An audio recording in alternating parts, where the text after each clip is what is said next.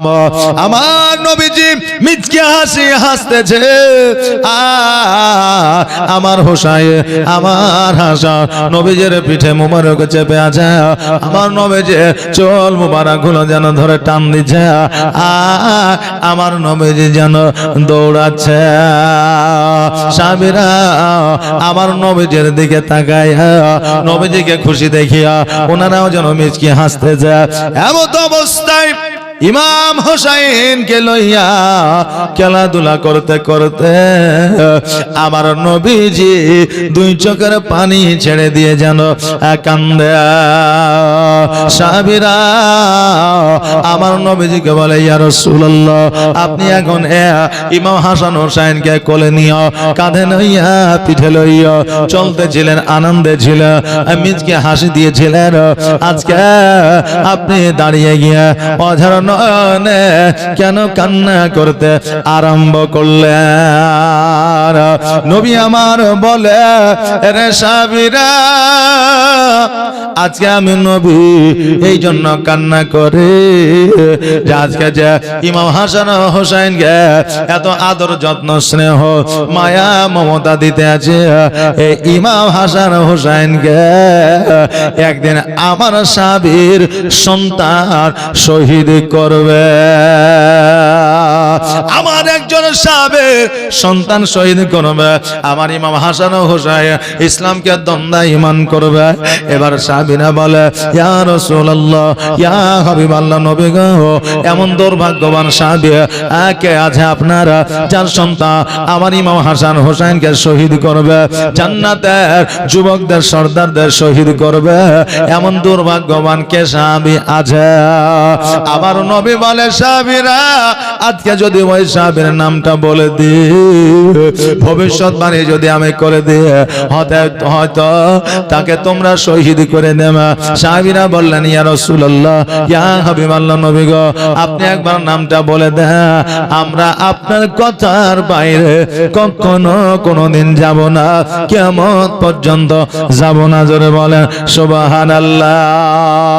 আমার দয়ার নবী মুস্তাফা সাল্লাল্লাহু তাআলা আলাইহি ওয়াসাল্লাম বলে, আজকে যে ইমাম হাসান হোসাইনকে শহীদ করবে তার নাম হবে ইয়াজিদ, আর সন্তানটা হবে একজন আমার সাহাবী, আর ওই সাহাবী আমার খুব নিকটতম সাহাবী, ওই সাহাবী আমার খুব কাছের সাহাবী, ওই সাহাবীর নাম হলো আমির মুয়াবিয়া। ওই আমির মুয়াবিয়া ছুটতে ছুটতে আসিয়া আমার নবীজির পাখানা ধরিয়া বলে, ইয়া রাসূলুল্লাহ, ইয়া হাবিবাল্লাহ, আজকে আমার নামটা আপনি বললেন, নবী গো, আজকে আপনার কথা কোনোদিন মিথ্যা হয় না, কিয়ামত পর্যন্ত হবে না, কেউ প্রমাণ করে দিতে পারবে না। ইয়া রাসূলুল্লাহ, পাহাড় পর্বত হিলে যেতে পারে, আসমান জমিন হিলে যেতে পারে, কিন্তু নবী গো, আপনার জবান থেকে যে কথাটা বার হয়ে যাবে ওই কথার কোনো নড়চড় হবে না। ইয়া রাসূলুল্লাহ, ইয়া হাবিবাল্লাহ, নবী গো, আজকে আমার সন্তান যদি ইমাম হাসান হোসাইনের দুশমন হয়, আমি আমিরে মুয়াবিয়া কথা দিলাম, আমি জীবনে কোনদিন বিবাহ করব না। ইয়া রাসূলুল্লাহ, আমি কোনদিন পৃথিবীর বুকে বিবাহ করব না, চাই আমার গুনাহ হোক পাপ হোক যাই হোক না কেন, কিন্তু আমি ইমাম হাসান হোসাইনের মহব্বতে যে সন্তান ইমাম হাসান হোসাইনের দুশমন হবে ওই সন্তান আমি জন্ম দিতে পারবো না। কিন্তু বাবারে, আমার আল্লাহ তাবারাক তাআলা যদি চায় পৃথিবীর মানুষ যত ভাবুক না কেন কিছুই হবে না। এবার আপনি বলবেন, হুজুর গো, আজকে আল্লাহ তাবারাক তাআলা কেমন করে সন্তান দেবে যদি বিবাহ সে না করে, নাকি বলে? কিন্তু ইতিহাসের পাতা এই রকম কথা তো আছে রে বাবা, স্বামী ছাড়াও মায়েরা সন্তান জন্ম দিয়েছে, না দেয় নাই? জি, পুরুষেরা আপনার গর্ভে সন্তান ধারণ করেছে, এই রকম ইতিহাস আছে, তবে কোন পৃথিবীর মানুষ কি দিয়েছেন না, আমার আল্লাহ তাবারাক তাআলা দিয়েছে। জোরে বলেন সুবহানাল্লাহ। ওই আমিরে মুআবিয়া বলে, ইয়া রাসূলুল্লাহ, ইয়া হাবিবাল্লাহ, নবী গো, আমি কথা দিলাম আমি বিবাহ করব না। আমার দয়ার নবী মুস্তাফা বলে, হে আমিরে মুআবিয়া, শোনো, আমার আল্লাহর মহিমা বোঝা বড় দায়। আল্লাহ কখন কোন জায়গাকে কিভাবে সাজাবে এটা একমাত্র আমার আল্লাহ ছাড়া কেউ বলতে পারে না। এই বলে সবাই যেন সবার নিজেদের বাড়ির দিকে গেল। আমিরে মুআবিয়া যেন বাড়িতে গেল। একদিন, 2 দিন, 4 দিন, 5 দিন অতিবাহিত হতে লাগলো। হঠাৎ করে সকালবেলা ফজরের নামাজ পড়বে এমত অবস্থা, ইস্তেঞ্জা করার জন্য, ইস্তেঞ্জা বোঝা, পেশাব করার জন্য আমার আমিরে মুআবিয়া রাদিয়াল্লাহু তাআলা যখন বাবা পেশাবের কানের কাছে গেল, বাবারে তিনার পেশাবের দ্বারে এত ব্যথা বেদনা যন্ত্রণা শুরু হয়ে গেল, উনি যেন আর বসে থাকতে পারে না। এত যন্ত্রণা হযরত আমিরে মুআবিয়া যেন সহ্য করতে পারে না। উনি তখন চড়তে চড়তে আমার নবী মুস্তাফার কাছে গেল। বাবারে, তখনকার আমলে আমার নবীর চাইতে বড় ডাক্তার কেউ ছিল না, তখনকার আমলে নবীর চাইতে বড় হাকিম কেউ ছিল না, তখনকার আমলে নবীর চাইতে বড় মাস্টার কেউ ছিল না, তখনকার আমলে আমার নবীর চাইতে বড় বিজ্ঞান কেউ ছিল না, এখনো নাই, কিয়ামত পর্যন্ত হবে না। আমিরে মুআবিয়া রাদিয়াল্লাহু তাআলা উনি নবীদের কাছে গেলে, যাওয়ার পরে বলতে যে, ইয়া রাসূলুল্লাহ, ইয়া হাবিবাল্লাহ, নবী গো, আমাকে এমন একটা রোগে আক্রমণ করেছে, আমি এই লজ্জা আপনাকে হয়তো বলতে পারবো না। নবী আমার বলে, এই আমিরে মুআবিয়া, রোগ বালা হইলে লজ্জা করার কোনো দরকার নাই, কারণ ডাক্তারের কাছে গুপ্ত রোগ নিয়ে যাবেন।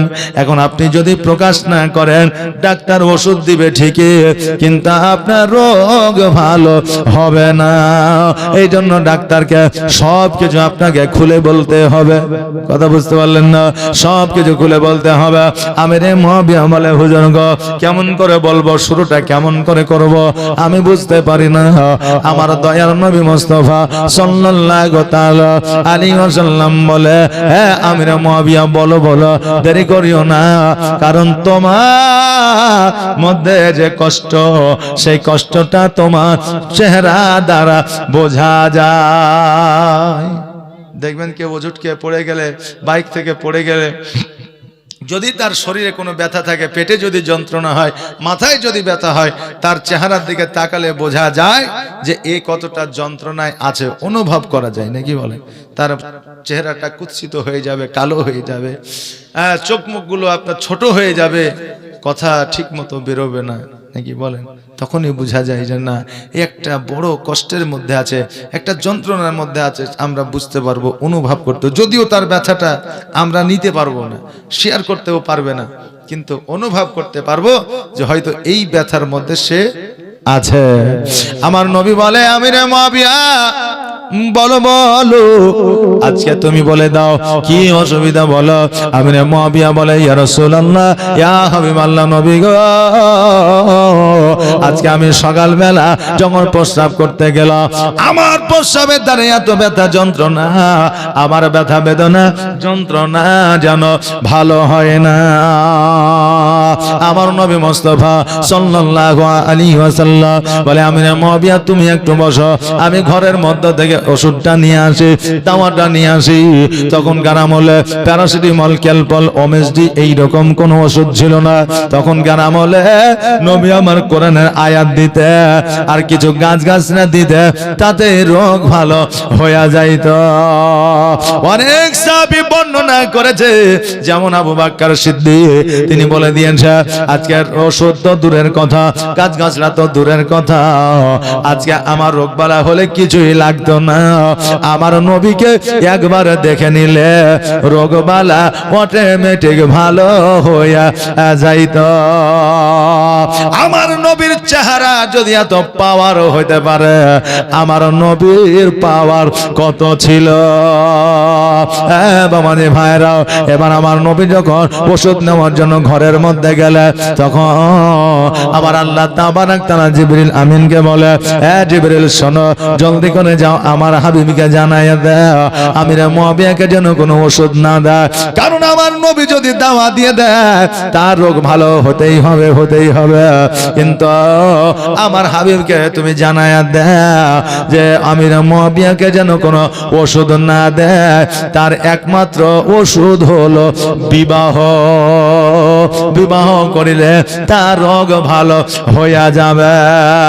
জগতের মধ্যে অনেক পুরুষ আছে রে বাবা, যদি যত সময় বিবাহ না হয়, আজকে ওই পুরুষ যেন বাবা অনেক সময় আপনার কি বলে ধ্বজভঙ্গ হয়ে যায়, অনেক সময় ওই পুরুষ দুর্বল হয়ে যায়, অনেক সময় ওই পুরুষের আর ক্ষমতা থাকে না। এমন সময় পুরুষে আছে রে বাবা রোগমালা যুক্ত হয়ে যায়, গুপ্ত রোগে। আবার সময় মতো যদি বিবাহ হয়ে যায়, ওই যুবকের রোগ, গুপ্ত রোগ অটোমেটিক ভালো হয়ে যায়। বাবারে, বিবাহটা করা হলো একটা নারী এবং পুরুষের জন্য মস্ত বড় একটা ওষুধ। জোরে বলেন সুবহানাল্লাহ। বাবাজি ভাইরা, আজকে ওই আমিরে মুআবিয়াকে এসে বলল, আমিরে মুআবিয়া, আজকে তোমার জন্য দাওয়া নাই, ওষুধ নয়, এই ওষুধে তোমার কাজ হবে না। আজকে তুমি বিবাহ করে না, তুমি বিবাহ করিলে তোমার রোগ ভালো হয়ে যাবে। আমিরে মুআবিয়া চিন্তা করে, আল্লাহ গো, আমার যতই কষ্ট হোক না কেন আমি বিবাহ করব না। এবার বাড়িতে চলে আসলে, একদিন, 2 দিন, 5 দিন, 7 দিন পার হয়ে গেল, অতিবাহিত হয়ে গেল, তবুও যেন তার যন্ত্রণা বন্ধ হয় না। যত দিন যায় তত যেন বেড়ে যায়, ওই যন্ত্রণা যেন আর সহ্য করতে পারে না। এমন রোগ আছে রে বাবা, বেঁচে থাকার চাইতে ওই মানুষটা আল্লাহর কাছে দোয়া করে, আল্লাহ তুমি আমার মওত দিয়ে দাও। এরকম রোগ আছে না নাই? জি বাবা, বেঁচে থাকতে চায় না। ওই রকম আমিরে মুআবিয়া এমন একটা আল্লাহ রোগ দিয়েছে, না মারা যাচ্ছে, না পৃথিবীর মধ্যে শান্তিতে থাকছে। কথা বুঝতে পারলেন না? আমিরে মুআবিয়া রাদিয়াল্লাহু তাআলা নবীজির কাছে গেলে, আর যাওয়ার পরে বলে, ইয়া রাসূলুল্লাহ, আমি যদি বিবাহ না করি আমার রোগ বালা কি ভালো হবে না? আমার নবী বললেন, না না, তুমি বিবাহ না করিলে তোমার রোগ ভালো হবে না। আমিরে মুআবিয়া বাড়িতে যেন চলে আসলে, আর বাড়িতে আসার পরে নিজে নিজে চিন্তা ভাবনা করলে, আমার রাসূল বলে দিয়েছে, আমি কিতাবের মধ্যে দেখেছি, অনেক রাবী বর্ণনা করেছে যে একজন নারী 55 বছর 60 বছর যখন পার করে দেয়, আমার মায়েদের মাসে যে একটা রোগ আছে, ওই রোগটা বন্ধ হয়ে যায়। আর ওই রোগটা যখন বন্ধ হয়ে যায়, মায়েদের সন্তান গর্ভে ধারণ করার মতো ক্ষমতা থাকে না। আমিরে মুআবিয়া তিনি চিন্তা করলেন, আমি যদি একজন 70 থেকে 75 বছরের নারীকে যদি বিবাহ করি, আমার রোগ ভালো হয়ে যাবে, আর আমার সন্তানও হবে না। কিন্তু আল্লাহর সঙ্গে দেওয়া যাবে না পাল্লা। দেওয়া যাবে? যাবে না। যে জায়গায় ফুলও ফুটে না, ওই জায়গায় আল্লাহ যদি চাইতো ফুল ফুটাবে, নাকি বলে? পাথরে ফুল ফুটে, কিন্তু এমনও পাথর আছে ফুল ফুটে, সেইটা হলো একমাত্র আল্লাহর ক্ষমতায়। কথা বুঝলেন না? মানুষের কোনো পাওয়ার ক্ষমতা নাই বাবা। বেরাদার, তো কথা হলো যে আমার হযরতে আমিরে মুআবিয়া চিন্তা করলো যে আমি 75 বছর বা 70 বছরের নারীকে বিবাহ করব, যাতে আমার বিয়েও হয়ে যাবে, আর আমার রোগও ভালো হয়ে যাবে, আবার সন্তানও হবে না। বেরাদার, এই বলে একজন 70 থেকে 75 বছরের নারীকে বিবাহ করলেন। এবার বিবাহ করে জীবন যাপন শুরু করলেন, রোগটা কিন্তু ভালো হয়ে গেল। এখন উনি আলহামদুলিল্লাহ পড়লেন যে আমার রোগ ভালো হয়ে গেল। আর রোগ যদি দেখবেন কারো ভালো হয়ে যায়, ওর চাইতে আনন্দিত খুশি জগতে আর কেউ থাকে না। আল্লাহ রহম করে। হ্যাঁ বাবা, আল্লাহ তাবারাক তাআলা না চাইলে কারো রোগ জগতের মধ্যে ভালো হবে না। একমাত্র ডাক্তারের মাধ্যম দিয়ে রোগ ভালো হয়, সেটা হলো ওই ডাক্তারটা ছিল বসিয়ায়, আর ভালো কারণে ওয়ালা ছিল আমার আল্লাহ। বাবা জি ভাইরা, এবার আমিরে মুয়াবিয়া রাদিয়াল্লাহু তাআলা যেন বাবা সংসার করতে আরম্ভ করে দিল। এইভাবে দিনগুলো চলতে চলতে হঠাৎ করে 1.5 মাসের মাথাতে এবার ওই আমিরে মুয়াবিয়ার বিবি 75 বছরের নারী একদিন সুসংবাদ দিয়ে দিলে, স্বামী গো, আমি আপনার সন্তানের মা হতে চলেছি। আমিরে মুয়াবিয়া রাদিয়াল্লাহু তাআলা সঙ্গে সঙ্গে আমার নবীজির কাছে গেলে, যাওয়ার পরে বলে, ইয়া রাসূলুল্লাহ, ইয়া হাবিবাল্লাহ, নবী গো, আজকে আমার স্ত্রী গর্ভে সন্তান এসেছে। 70 থেকে 75 বছরের নারীর গর্ভে কেমন করে সন্তান আসতে পারে?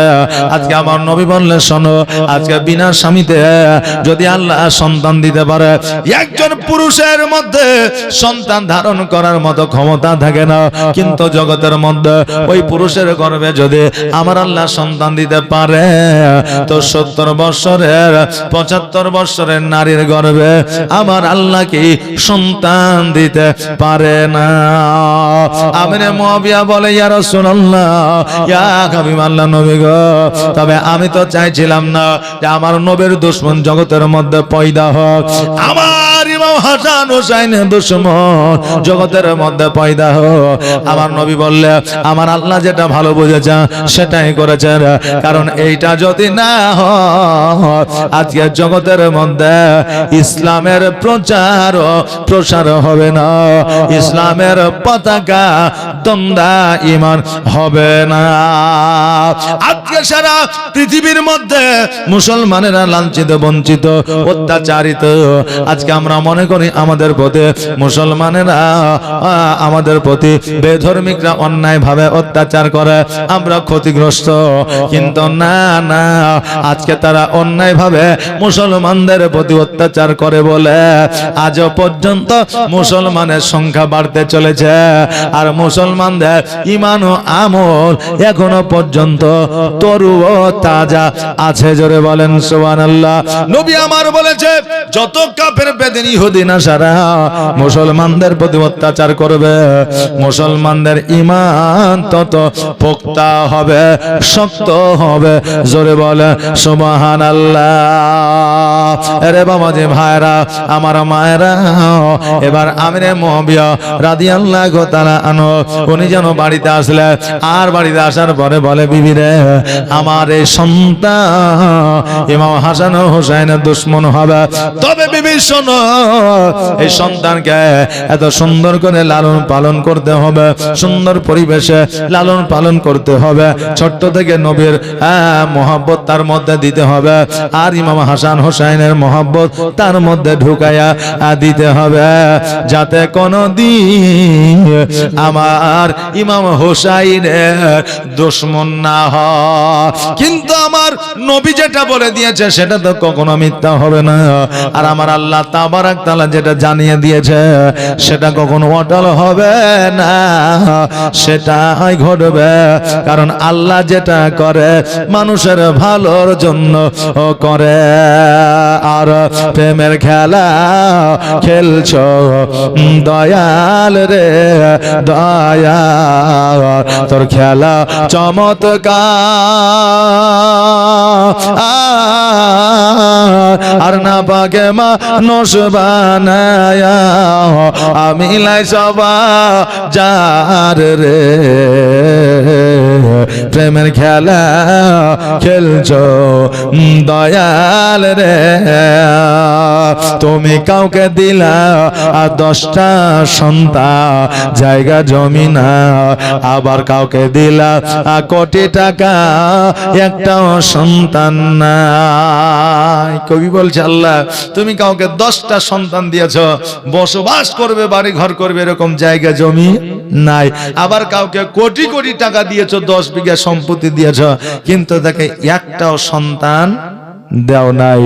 তাই কবি বলছে তুমি কাউকে দিলা 10টা সন্তান, জায়গা জমি না, আবার কাউকে দিলা কোটি টাকা, একটাও সন্তান নাই। আমার মরার পরে কাঁধে করে কবরে নামাবে তারে রে, প্রেমের খেলা খেলছো দয়াল রে, দয়া তোর খেলা চমৎকার, আর না পাকে মানুষ বানায়া আমি নাই সবা যার রে, প্রেমের খেলা খেলছো দয়াল রে। তুমি কারো কলিজা আগুন দিলা, মা বাবা কেড়ে নিয়া, আবার কারো করিলা চির দুঃখী সন্তান লাশ বানায়া, আবার কাউকে তুমি কান্দাও দয়াল মনের মানুষ কেড়ে নিয়া, আবার কাউকে অল্প বয়সে রাখলে তুমি বিধবা বানায়া রে, প্রেমের খেলা খেলছো দয়াল রে, দয়া তোর খেলা চমৎকার, আর না পাকে মানুষ বানায়া আমি লাই সবা যার রে, প্রেমের খেলা খেলছো দয়াল রে।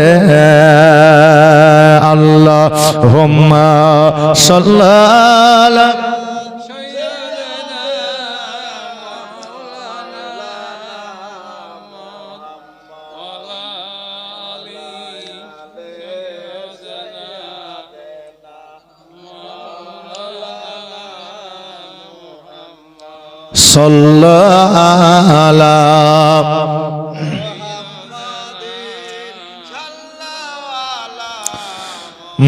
मोहम्मद हरदम ज़बान से निकालो पाक नामे मोहम्मद हरदम ज़बान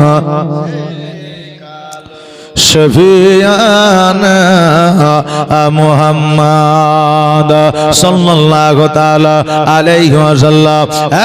बाबा आमिर मुआविया बीबीকে শিক্ষা দিয়ে দিল, কিন্তু বাবারে অনেক সমাজে অনেক পরিবারে এমন পরিবেশ থাকে না, কিন্তু সন্তান এমন একটা সময় চলে আসে তার মধ্যে অটোমেটিক বাইরের পরিবেশ চলে আসে।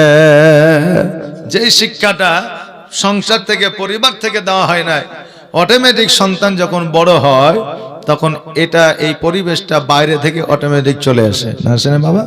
অনেক যুবকের মধ্যে চলে আসে। আচ্ছা, তার বাপ জুয়া খেলে না, মোবাইল দেখে না, অথচ তার ছেলে দেখা আছে জুয়া আর মোবাইলে আকৃষ্ট হয়ে আছে।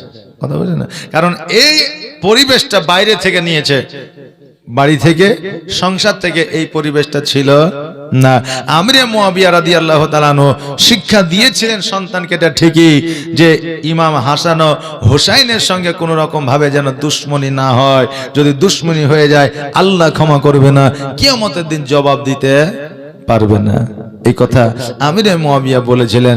কিন্তু ইয়াজিদ এই টাকা পয়সা সিংহাসনের লোভে, জমি জায়গার লোভে আজকে আমার ইমাম হাসান ও হুসাইনের সঙ্গে যুদ্ধ ঘোষণা করলেন। যে কারবালার ময়দান, ওইখানে হয়তো যাওয়া হবে না, কারণ ওই রকম জীবনী তো বাবা শুরু হয়নি। তবে ফাতেমার জীবনীটা বেশি হয়েছে, এই জন্য ফাতেমার জীবনীটাই একটু আগিয়ে যায় বেরাদার। আর যদি আগিয়ে যেতে পারি ইনশাল্লাহ শেষের দিন যে বক্তা আসবে তাকে যদি বলেন একটু কারবালার দিকে ঢুকে যাবে, কোনো অসুবিধা হবে না ইনশাল্লাহ। হ্যাঁ বাবা, আমিরে মুআবিয়া রাদিয়াল্লাহু তাআলা সর্বদা সর্বক্ষণ আমার নবী মুস্তাফা সাল্লাল্লাহু তাআলা আলাইহি ওয়াসাল্লামের কাছে যাইয়া পরামর্শ নিতে, কেমন করে সন্তানকে লালন পালন করব, কেমন করে বড় করব। কিন্তু আমার নবী একটা কথা বলতে, আমিরে মুআবিয়া শোনো রে, আজকে যত সুন্দর আদর্শ দিয়া তুমি বড় করো না কেন, কাল যতই আদর্শ দিয়া তুমি বড় করো না কেন, আগামীতে কারবালার ময়দানে ইমাম হাসান হোসাইনকে সে শহীদ করবে। যখন এই কথা বলতে আমিরে মুআবিয়া রাদিয়াল্লাহু তাআলা দুই চোখ দিয়ে পানি ঝরে যেত। আমিরে মুআবিয়া যেন মাথাটাকে নিচু করে নিত। আজকে আমরা মুসলমান, আমাদের মধ্যে বাবা মতভেদ আছে। আমিরে মুআবিয়াকে অনেকে আছে যারা কাফের বলে, আবার আমিরে মুআবিয়াকে আমরা অনেকে আছে যারা সাহাবী বলে। বাবার পৃথিবীর মধ্যে ইমাম যারা ছিলেন তিনারা বর্ণনা করেছেন, সাহাবিয়ে কেরামগণ বর্ণনা করেছেন, তাবিগণ বর্ণনা করেছেন, তাবিগণ বর্ণনা করেছেন। আমিরে মুআবিয়া একজন নবীর সব চাইতে বড় কাছের সাহাবী ছিলেন। জোরে বলেন সুবহানাল্লাহ। তবে আমিরে মুআবিয়াকে কাফের বলা যাবে না। জোরে বলেন নাউজুবিল্লাহ। সন্তান ভুল করেছে বলে বাপের দোষ দেওয়া যাবে না। এবার বাপের যদি শাসনে কোনো খামতি থাকতো তবে বাপের দোষ দেওয়া যেত, কিন্তু আমিরে মুআবিয়ার শাসনে কোনো আপনার খামতি ছিল না। বাবাজি ভাইরা, আমার আবু বকর সিদ্দিক রাদিয়াল্লাহু তাআলা সকল সাহাবী কেরামগণ মসজিদে আসরের নামাজ পড়ার জন্য যেন বাবা বসে আছে, কিন্তু জামাতের টাইম হয়ে যাচ্ছে, সময় হয়ে যাচ্ছে, কিন্তু নবী যেন মসজিদে আসে না। ইমামতি কে করে মসজিদে? আমার নবীজি। মসজিদ কে ছিলেন? হযরতে বেলাল জি। কিন্তু বেলাল আজান দিয়েছে, মসজিদে বসে আছে, সাহাবীরা বসে আছে, কিন্তু আমার নবীজি মসজিদে আসে না, দেরি করতে আছে। সাহাবীরা কোনদিন আপনার আগে যাইয়া নামাজ পড়ায়নি, কারণ আমার সর্বদা নবীজি নামাজ পড়িয়েছে। এবার সাহাবীরা চিন্তা করছে এই হয়তো আসবে, এই হয়তো আসবে, এই হয়তো আসবে। এবার সময় যখন অতিবাহিত হয়ে যায়, আসরের ওয়াক্ত হয়তো ঢিলা হয়ে যাচ্ছে, তখন সাহাবীরা বলল, এই আবু বকর তুমি দয়া করে নামাজটা পড়াইয়া দাও, তুমি আর দেরি করিও না। আবু বকর বলে, শোনো গো, যে জায়গায় আমার নবীজি দাঁড়িয়েছে ওই জায়গায় আমি আবু বকর কেমন করে দাঁড়াবো?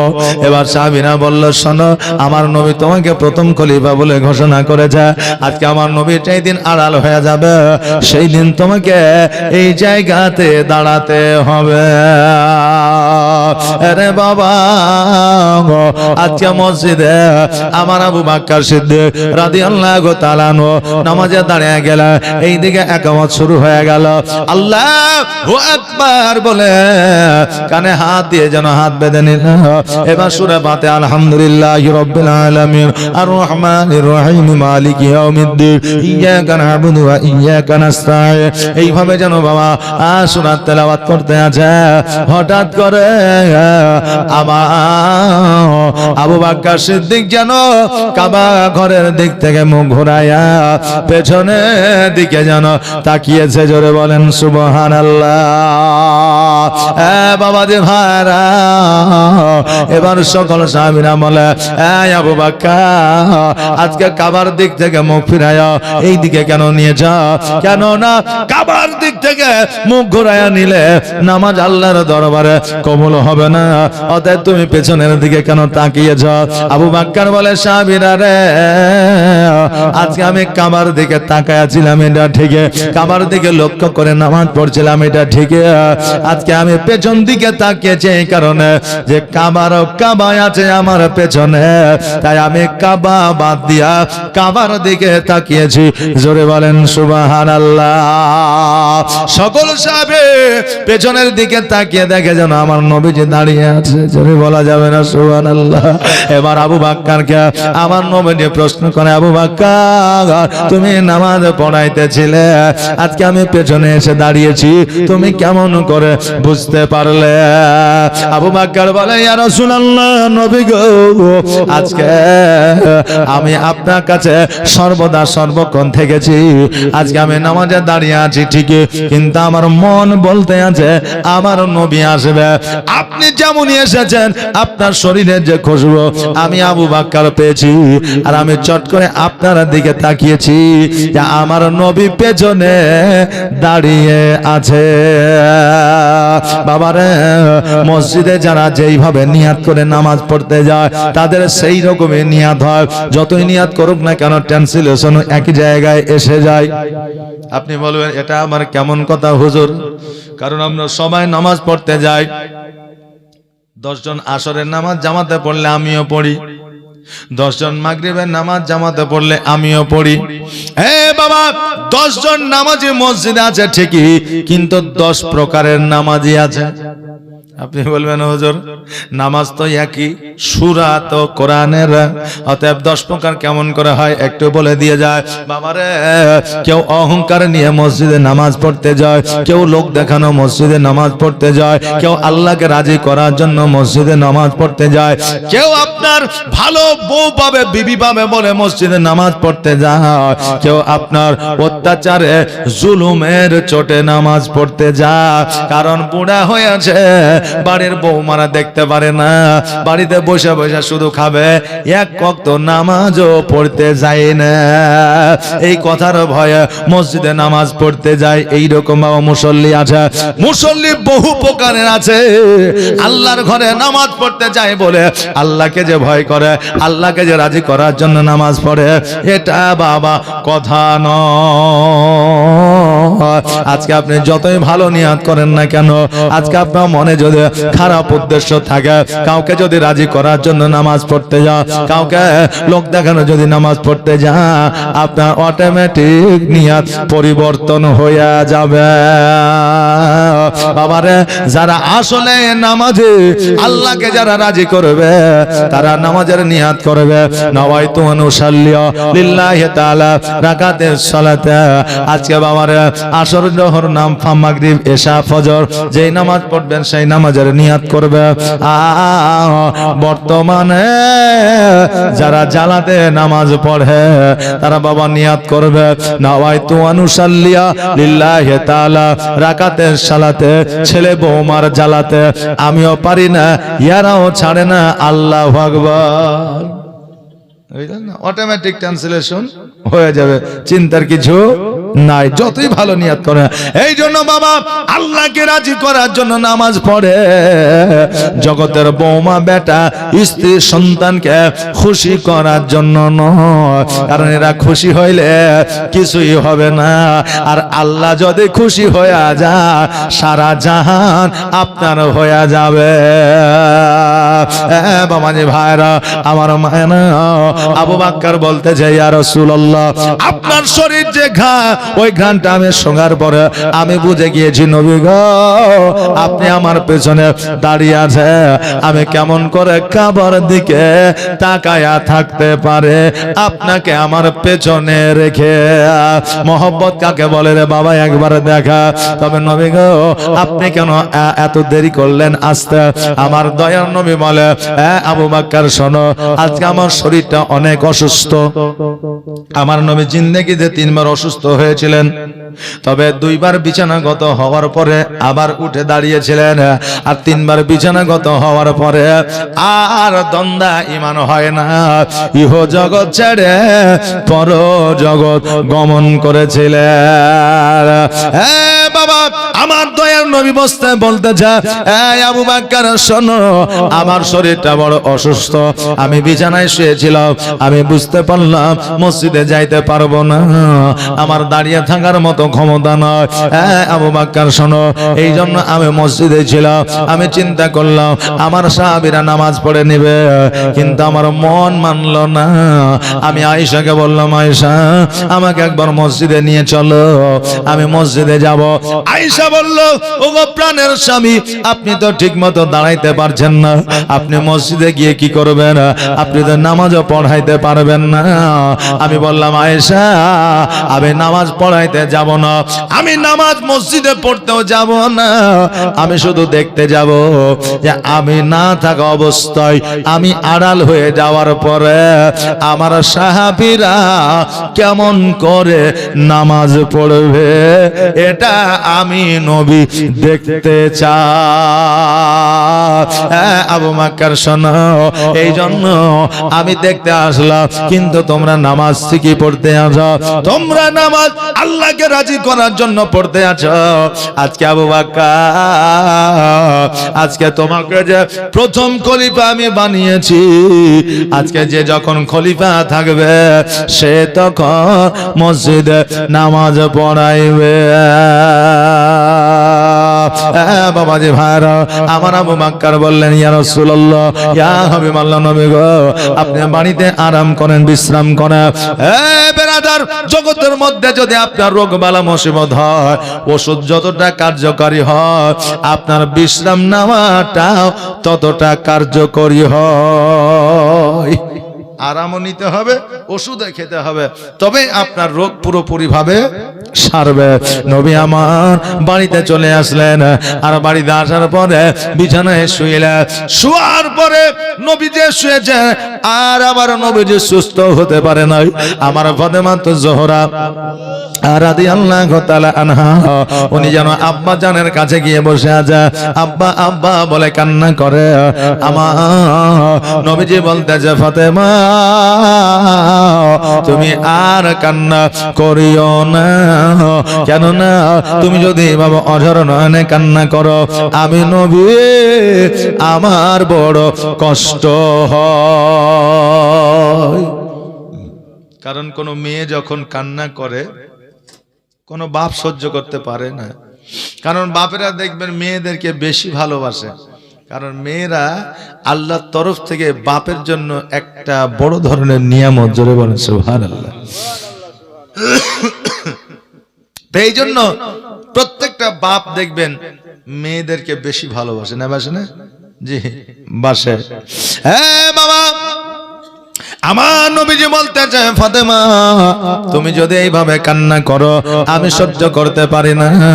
ও ফাতেমা, তুমি কান্নাটা বন্ধ করো, তবে মারে আমি পৃথিবীর মধ্যে আর বেশি দিন থাকব না। সঙ্গে সঙ্গে আমার ফাতেমা দুই চোখের পানি ছেড়ে দিয়ে বলে, ইয়া রাসূলুল্লাহ, আপনি যদি জগৎ থেকে আড়াল হয়ে যাবে, আমি কার কাছ থেকে মসলা মাসাইল জেনে নিব, আমি কার কাছ থেকে বিপদ আপদে পড়লে এসে আমি নালিশটা জানাবো। আব্বা গো, আমার ইমাম হাসান ও হোসাইন কার কাছ থেকে খাবার চাইবে? আমার নবী বলে, ফাতেমা রে, আজকে তোমাকে আমি বলে দিয়ে যাও, আজকে আমি যখন জগৎ থেকে আড়াল হয়ে যাব, আজকে আমার মসলা মাসাইল ইমাম হাসান ও হোসাইন দেবে, চার খলিফা দেবে। আজকে আমার আয়েশা সিদ্দিকা রাদিয়াল্লাহু তাআলা আনহাকে জিজ্ঞাসা করে নেবে, ফাতেমা, আজকে ইমাম হাসান হোসেন যখন আড়াল হয়ে যাবে, তখন আলে রাসূলরা, ওলি আউলিয়ারা, মুজাদ্দিদিরা পৃথিবীর মধ্যে ইসলামের প্রচার প্রসার করবে। আমার ফাতেমা তো জোহরা রাদিয়াল্লাহু তাআলা আনহা অঝর নয়নে কান্না করে, নবী গো, আজকে আপনি যদি জগৎ থেকে চলে যান, আমি ফাতেমা আমিও বাঁচতে পারবো না। নবী গো, তোমার মতো এত ভালো, তোমার মতো এত ভালো কেউ তো আমায় বাসে না, তাই তো নবী আমি তোমার দিওয়ানা, তাই তো রাসূল আমি তোমার দিওয়ানা। তোমার মতো এত ভালো, তোমার মতো এত ভালো কেউ তো আমায় বাসে না, তাই তো নবী আমি তোমার দিওয়ানা, তাই তো রাসূল আমি তোমার দিওয়ানা।